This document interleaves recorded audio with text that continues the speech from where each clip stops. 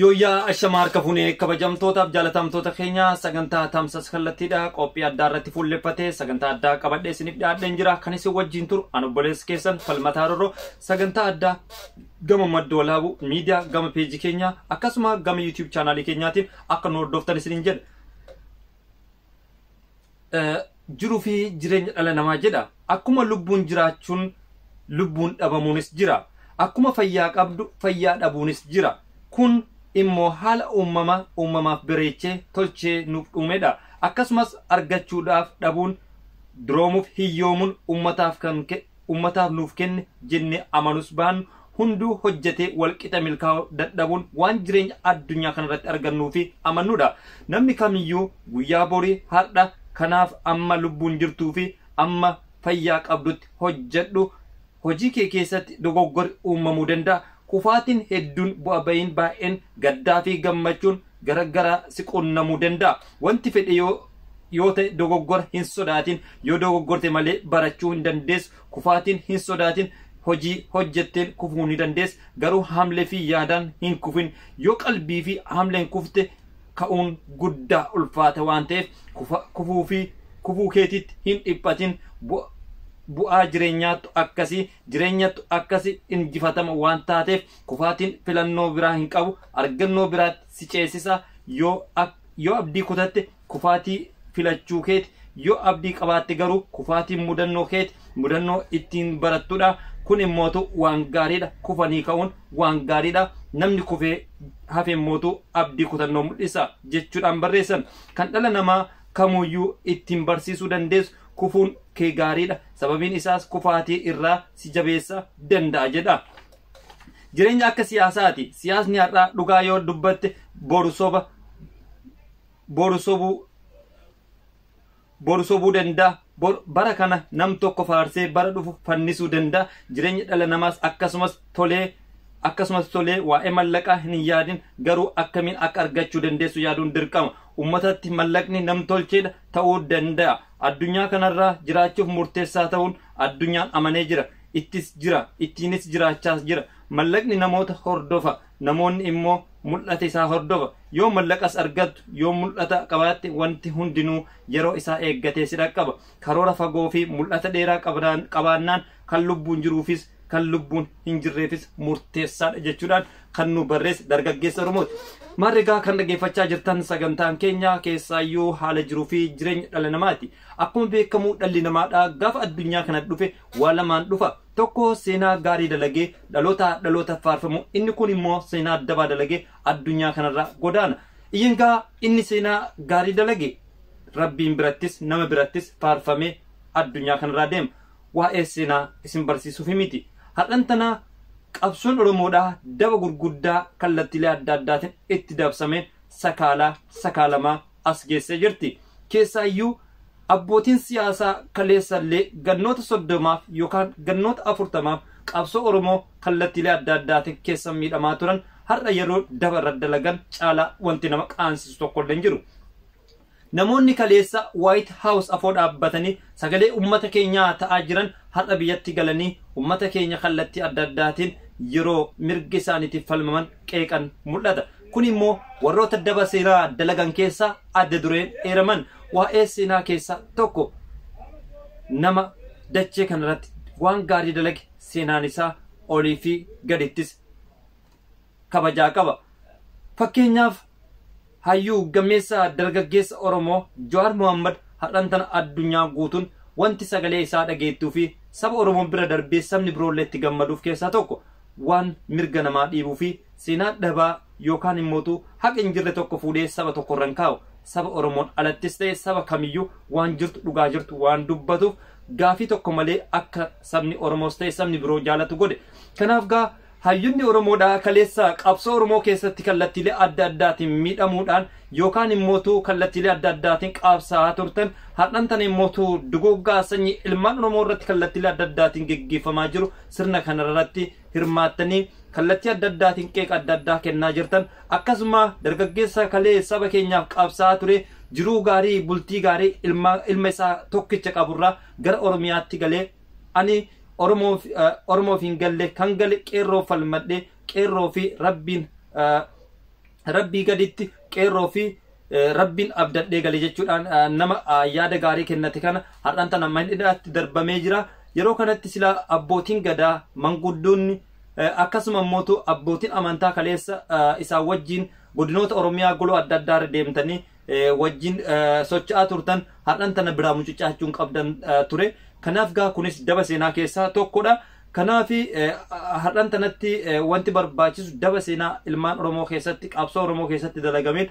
wareegama gurguddaa irra deebi'ee nu kafalchiiseera jechaadha. Oromoon qabsaa'uu hin dhiifne, Oromoon falmachuu hin dhiisne, garuu immootu har'aan tana dhugaan Oromoo saba biraa harka galteetiin Oromoo abbaa dhugaa akka hin taane wantoonni adda addaa irratti dalagamee shiira adda addaatiin qabsoo Oromoo sakaaluuf deeman garuu akka hin danda'amnes qeerroon Oromiyaadhaa irreecha bara 2021 irratti handhuura Oromiyaa Finfinneetti garsiisanii jiran, addunyaas naasisanii jiran. Maaliif har'aan tana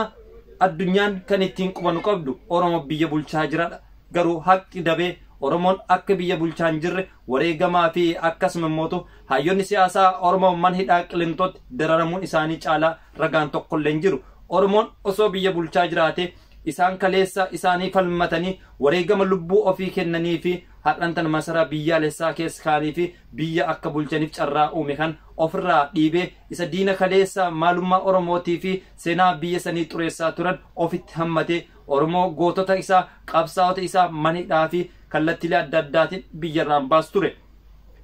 Kanaaf gaa addunyaanis maal seete kallattii birootiin nu hubatte. Kallattiin addunyaan ittiin nu hubatte keessaa tokko namoota White House afoo dhaabbatanii kaleessa namoota ambaasaaddaroota gurguddoo kaleessa biyya alaatitti sagalee uummata Oromoo ta'aa jiran har'aan tana ammootu kallattiilee adda addaatiin yeroo sirna kan deeggaran waan arganiif Oromoon biyya bulchaa jira jedhaniitiin uummata Oromootiif bakka kaleessa qabaniif san akka hin qabaanne wantoota godhan keessa warroota daba seenaa dalagan kana jechaadha. Har'aan tana Tigraay Oromoo caala miidhamteeti miti. Tigraay Oromoo caala biyya saniif qabsoofteeti miti. Tigraay akka sirna federaalizimiitti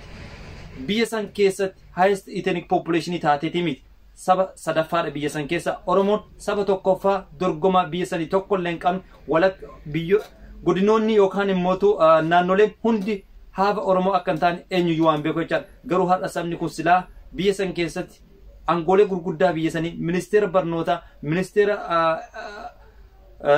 ministeera diipiloomaasii, ministeera raayyaa ittisa biyyaa wantoonni akkasii sun har'a Oromoon malee sila dhugaan Oromoo dabdee ministeerummaa miti godinallee bulchuu hin dandeenye dhugaan Oromoodha jechaadha. Kanaaf hayyoonni Oromoo kaleessa kallattii adda addaatiin hayyummaan beekamtan har'a immoo shiira adda addaatiin bu'aa dhuunfaa ofiitiif dantaa dhuunfaa ofiitiif yoo biyyi tun diigamtellee waraqaa ID waan qabdaniif biyya ormaatiif deebi'uudhaaf dhugaa Oromoo duuka warri deemaan jirre daba seenaa jala waan hin baaneef akka of eegdan irra deebi'uudhaan qeerroon Oromoo kallattiilee adda addaatiin yaamicha godhaa turanii jiranii ammas yaamicha godhaa jiru. Yoo danda'ame waa dubbachuu dhabu, yoo dadhabame wanti jiru jira. Oromoonis akka Oromootti seenaa keessa kaawwata, seenaanis akka seenaatti isin gaafata. Kanumaan isin jechuun barbaanna. Kanaaf walgahii ergadda United Nation taa'e irratti waa'ee Tigraay qofa yeroo dubbataa turantu ture. Ilmaan Oromoodhaa kallattiilee adda addaatiin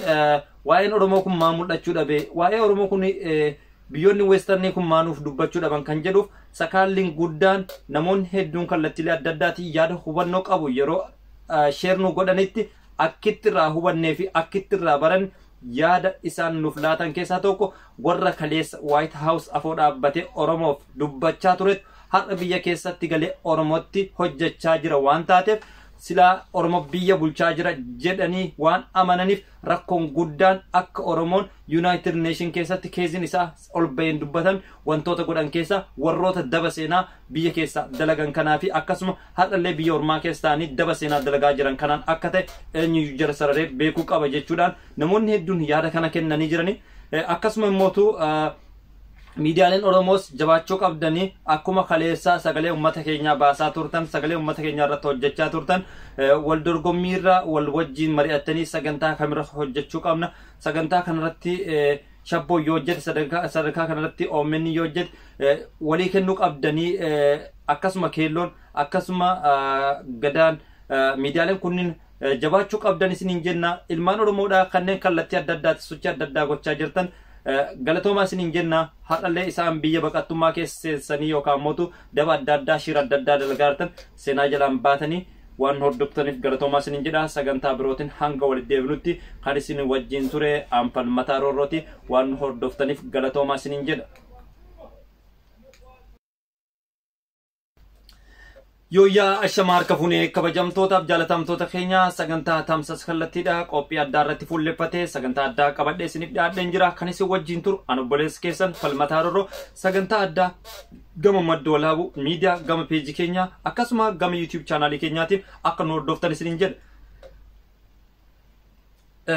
Jiruu fi jireenya dhala namaa jedha akkuma lubbuun jiraachuun lubbuun dhabamuunis jira